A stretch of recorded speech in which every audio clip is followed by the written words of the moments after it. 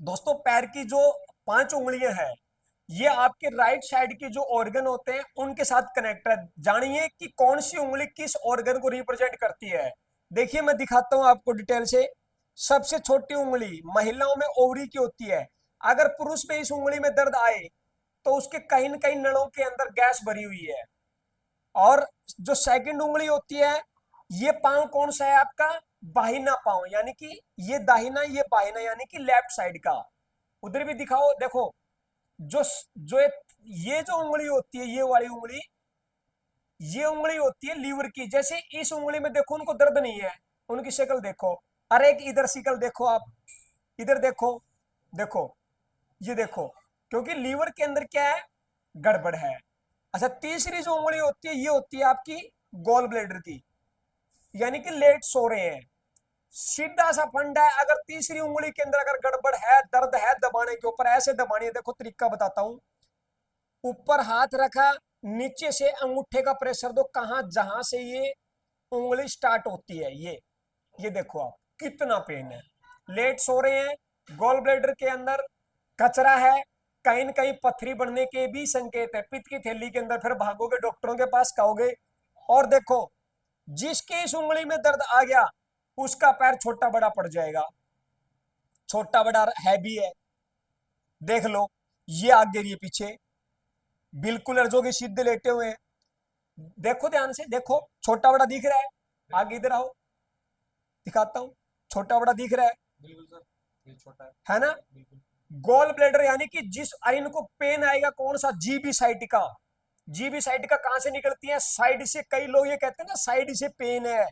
Side से जिसको pen आ गया, इधर देखो, तीसरी उंगली में क्या इनको दर्द है? देखो इनको दर्द नहीं है, इनकी कोई हाव भाव ही नहीं है। और इधर देखो, आप दिखाता हूं मैं इनकी शिकल, देखो, ये देखो। ये भाई साहब हमारे चंडीगढ़ से मित्र हैं, आर्किटेक्ट हैं, और खुद औरों की बिल्डिंगों का जो है नक्शा तैयार करते हैं, और खुद का नक्शा बिगड़ा पड़ा है दोस्तों। और ये चौथी जो उंगली है, ये पैनक्रियाज की होती है। इसमें इतना पेन है, कम है।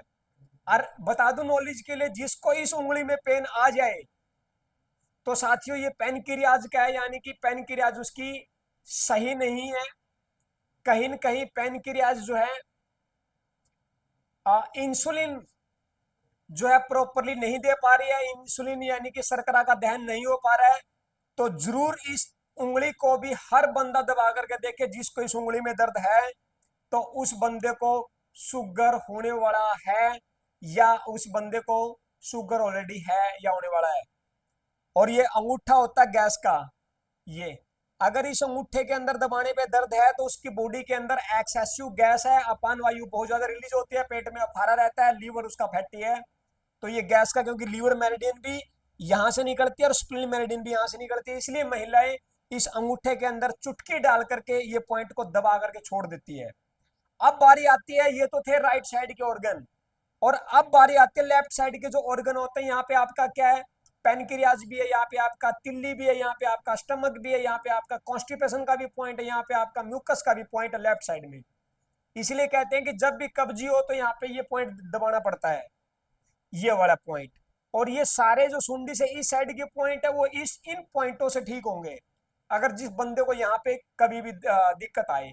यानी कि कई बार यहाँ पे इस सुंडी से इस साइड में लोगों को दिक्कत ज्यादा क्रिएट होती है, दबाने पे पेन होता है, नाभि भी अक्सर उसी साइड ही जाती है। तो ये जो सबसे छोटी उंगली है, इसमें कम है पेन। तो इस साइड के नड़ों के अंदर कोई दिक्कत इतनी नहीं है, ना उनमें गैस है, ना प्रोस्टेट की कोई दिक्कत है। अच्छा, ये जो सेकंड उंगली है, ये म्यूकस की है। म्यूकस यानी कि जब इंग्लिश सीट के ऊपर बैठते हैं, तो स्टूल पानी के अंदर अगर बैठ गया, तो आपकी बॉडी के अंदर एक्सेसिव म्यूकस है, यानी कि बड़ी आंत के अंदर गड़बड़ेशन है। ध्यान रखना इस बात का। म्यूकस, वो म्यूकस आपको खराटे तक पहुंचा सकता है। एक्सेसिव खराटे आएंगे, सफर में आपको बार बार नींद आएगी, यहां से आपका इधर का म्यूकस इधर जमना स्टार्ट हो जाएगा, ये कैविटी ब्लॉक हो जाएगी, रात को आप मुंह से श्वास लेंगे अगर इस साइड की उंगली में अगर दर्द है तो। और ये इनके साथ है। क्या खराटे आते हैं? आते हैं जी, आते हैं। खराटे आते हैं। बिल्कुल जी। सुन लिए दोस्तों। और इस उंगली में इनको पेन है, ये देखिए आप, ये इधर देखिए शिकर, देख कितना खींच रहे हैं। अच्छा, अगली उंगली है साथियों स्प्लिन की।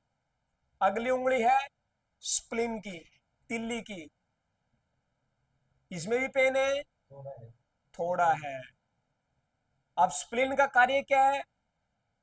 इम्यूनिटी को बिल्ड करना। बार बार ये हाथ पैर ठंडे हैं, आरबीसी डब्ल्यूबीसी को कंट्रोल करते हैं, इम्यूनिटी को बिल्ड करती है। क्या कोई आपको कोई गर्म सर्द की कोई शिकायत लगी? पहले थी? पहले थी जी, अब तो नहीं है। अच्छा। अब ट्रीटमेंट लेने की कितने दिन हो गए आपको? मेरे को हो गया जी, 15 से 20 दिन हो गए हैं। अब ठीक है। अब ठीक है जी। हाँ, तो ये इस उंगली को दबाएं, जिसको जिसको इम्यूनिटी की दिक्कत है, बार बार खांसी जुकाम बुखार हो जा रहा है, ठंडा ठंडा मतलब फीवर होता है, गरम ठंडा खाने पे बॉडी के अंदर गरम गरम भाप निकलती है अंदर से, यानी कि लो ग्रेड फीवर रहता है, तो तीसरी उंगली को जरूर दबाएं। और चौथी उंगली होती है साथियों पेनक्रियाज की। अगर दिक्कत यूं ही चलती रही तो पेनक्रियाज इंसुलिन नहीं प्रॉपर दहन नहीं कर पाएगी, प्रॉपर नहीं बना पाएगी, कल को इंसुलिन फिर ऊपर से लेना पड़ेगा। और अंगूठा होता है गैस का, यानी कि ये दोनों सेम एज इट इज होते हैं, ये दोनों पैर के, ये दोनों पैर के सेम एज इट इज होते हैं। बाकी तीन ये इनका बॉडी के ऊपर बहुत तगड़ा रोल है। हर आदमी इन पॉइंटों को जरूर दबाएं, अपने आप के लिए 2-2 मिनट का समय जरूर दें। और एक तरीका बता दूं, इस तरीके से अगर आप करते हैं, देखिए खुद की सारी उंगलियां इन उंगलियों में डाल करके ऐसे दबा लो। अब पेन है, कम है, पहले से कम हुआ है? पहले दबाया, पहले बहुत ज्यादा था, अब देख लो। क्योंकि इससे इस अंगूठे से अंगूठा कवर हो गया, इससे ये हो गया, इससे ये, इससे सारे से इनमें, ये देखिए आप करोगे तो आपके सारे ऑर्गन यही से एक्टिवेट होंगे, किसी डॉक्टर के पास जाने की जरूरत नहीं पड़ेगी, किसी भी डॉक्टर की नीड नहीं पड़ेगी। अगर साथियों अगर खुद को ये पॉइंट अगर करने आगे तो ऐसे देखो, पहले तो टांग बहुत खींच रहे थे, अभी तो बहुत फर्क है। और इसी तरह अब इनमें ये, इसमें तो अभी इतना फर्क ही नहीं है। देखो क्या नाम है, अब इतना दर्द ही नहीं है, क्योंकि मैं ये पहले कर चुका हूँ। ये ऐसे ऐसे कर लो तो आप स्वस्थ रहेंगे, अपने ऑर्गनों के खुद डॉक्टर बनो, ताकि उनको एक्टिवेट कर सको। ये वीडियो आज आप पिंजौर से देख रहे हैं, यहाँ से अपलोड की जा रही है, पिंजौर पंचकुला से। तो मेरे साथी भाई मित्र लोग जो है ट्रीटमेंट के लिए यहीं पहुंच गए, पहले हिसार पहुंचते थे। तो आप लोग कुछ कहना चाहेंगे? बहुत अच्छा लग रहा है जी, इतना ट्रीटमेंट लिया, बहुत बढ़िया लगा और बहुत फर्क भी है पहले से। हाँ हाँ। जैसे पहले और इस पद्धति को कितना महत्व दे रहे हैं आप? बहुत ज़्यादा जी। क्या ये रिजल्टेबल है? 100%। तो साथियों, ये सच में काम करती है थेरेपी, तो जरूर इनका सहारा लें, चाहे मैग्नेट थेरेपी है, सुजोग थेरेपी है, एक्यूपंचर थेरेपी है, या एक्यूप्रेशर थेरेपी है, या शियात्सु थेरेपी है, या कपिंग थेरेपी है। इस थेरेपी को आप इग्नोर ना करें, जितना उसके जहाँ से भी जिससे भी मिले लेने की कोशिश करो, ताकि सारी बीमारियों से बचा जा सके। धन्यवाद, राम राम।